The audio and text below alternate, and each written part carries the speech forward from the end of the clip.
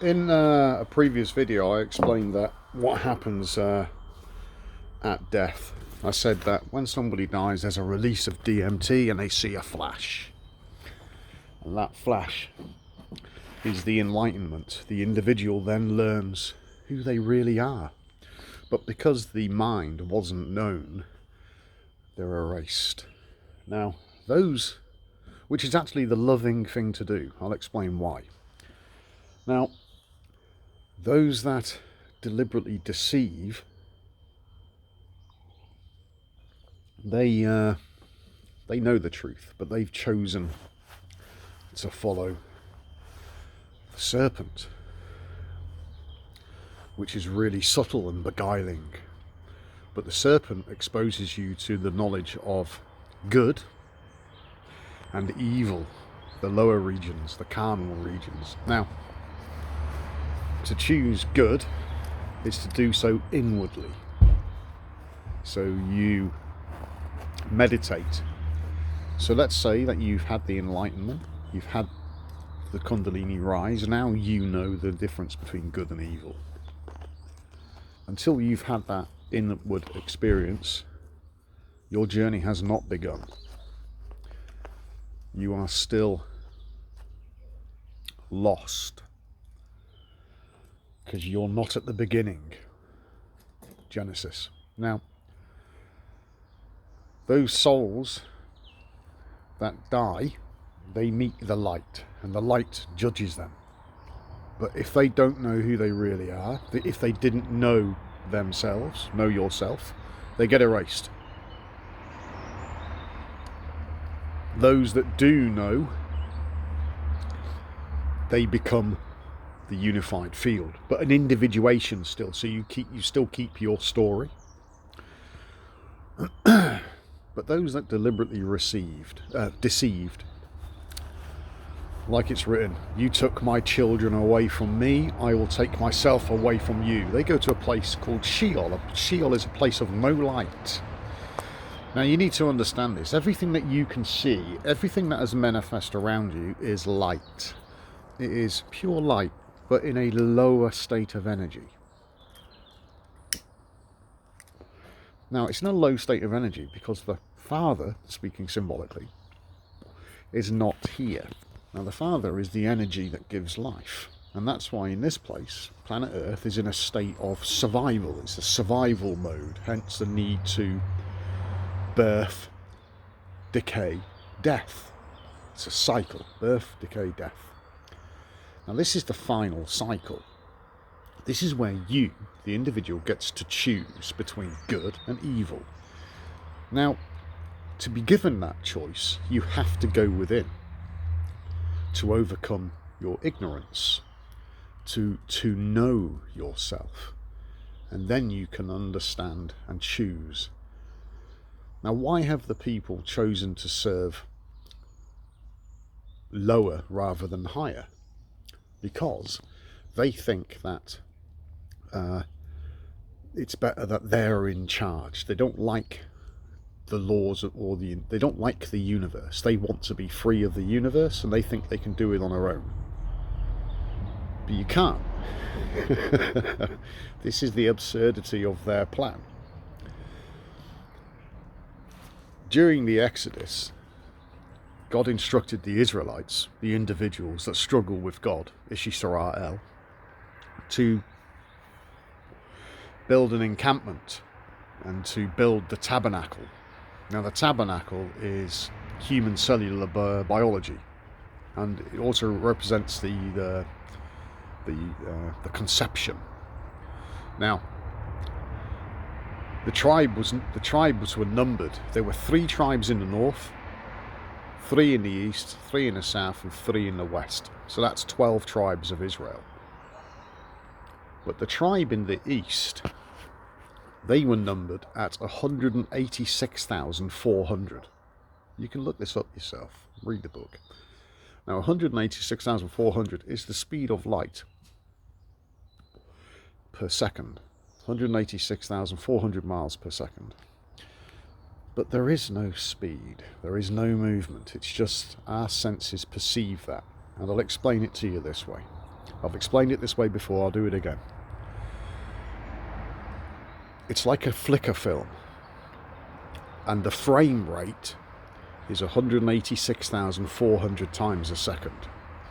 And each time there's a new picture, a new frame, the picture's changed a little bit.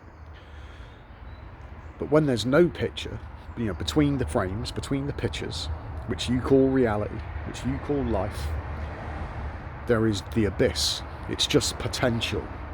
And when you start meditating, you are dipping into this potential. You are looking into the void, the abyss. You are looking at the monolith. And you are watching to see the light. And as I've said to you in the past, I have seen the eye of Ra. So I'm watching the eye, and the eye is watching me. So now I know. And I also know myself. Now this is what you need to know. You don't have to hearing it from me. That's just second-hand vibrations on the air. Now,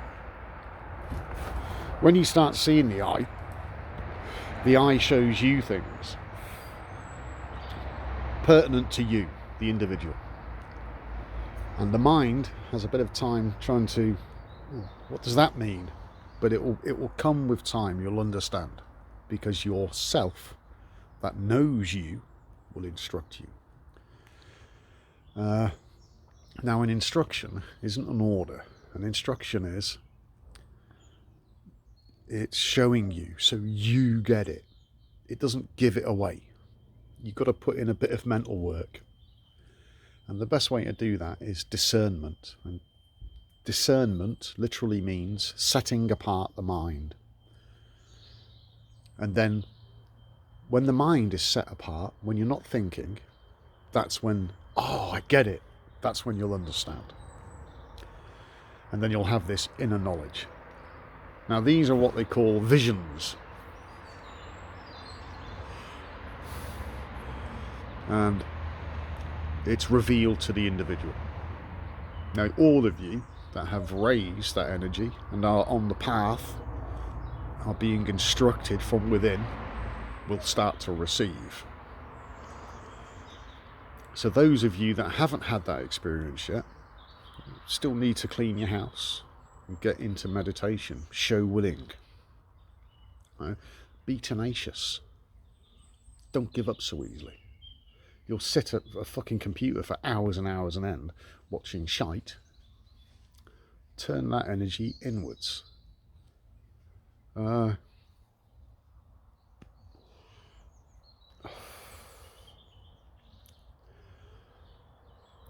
people that have deceived,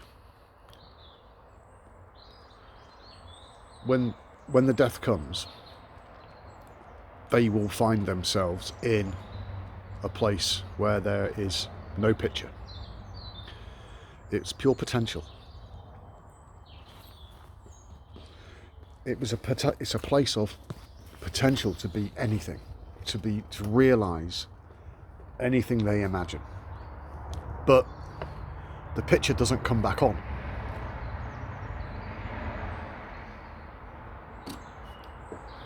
Remember in the Bible it says anything they imagine will be possible for them. Them that have knowledge of good and evil, them that overcome. But for those that have chosen the carnal mind's path and rejected the chief cornerstone, which is consciousness, it's the eyebrow of the Eye of Ra.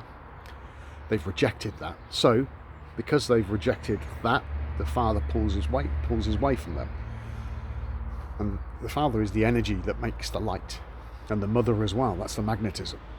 So they end up in the place between picture frames, in a place of pure potential. But their mind is still with them. But there's nothing there. Nothing is manifest. It's just the abyss. It's just blackness. But it's the potential to be anything. Can you imagine anything worse than that? So you're in this place, and it's nothing but potential. But there's no energy there. The energy is now moved over completely into where the picture is on. Now this reality is receiving full power. and it becomes light. Everything becomes light. The power gets ramped right up. So nothing dies anymore. It's just eternal. There is no time anymore. It just is. But those in the abyss, the blackness, there's no power to manifest anything. So all their imagination, all their dreams, all their plans, their wants, their desires, they still have that. But nothing comes for them. Nothing manifests for them. And they're stuck with that. And in that place, there is time. Because they're still in the box. They haven't been freed from the three-dimensional time-space. That's what happens. So those that don't know, they just get erased. And their individual consciousness goes back to the unified field and doesn't manage to take anyone with them or any story. So that is, you know, kind of very merciful, because they've been tricked. But the ones that have presented themselves and have been given the choice, i.e. they have knowledge of good and evil, they become known. And it isn't about what you've done, if you consider yourself a good person or a bad person. It's not about that. It's beyond all that. You know, you've made a choice, and you've chosen, and you will be guided accordingly. And your consciousness goes to the unified field and takes you, the story that you tell yourself, with it. So that's why I said it's a come as you are pie. Okay? And some of you might think you have lots of karma, which is fine, because then you've got a story which the unified field is sure, it already knows it anyway, but because it knows you, it accepts you as you. You've had the gift of life, you experienced the gift of life, you've done all those things, good or bad, it doesn't matter. Let's get beyond judging. And then you're known, and it's a done deal. So that's what the Christians call salvation. The subject of good and evil. Why does evil exist? Well, it has to.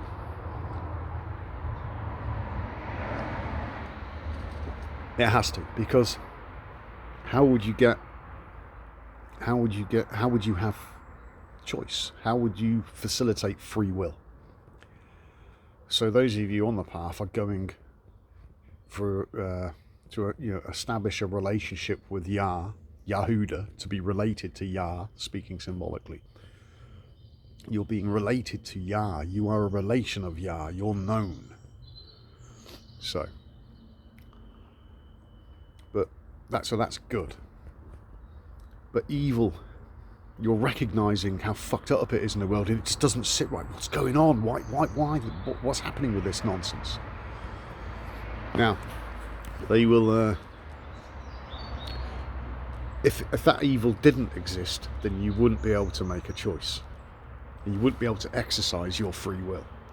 So that's why the tree of knowledge of good and evil was planted in the Garden of Eden to facilitate choice, to exercise free will. And of course, the knowledge of good and evil is raising the Kundalini, and then you raise the secretion. Okay, and that's what it's all about. I hope that makes sense to everybody, because it's really simple. It's not complex. If it's complex, then it's bullshit. There you go. I thought I'd explain that to some people. Take care, folks.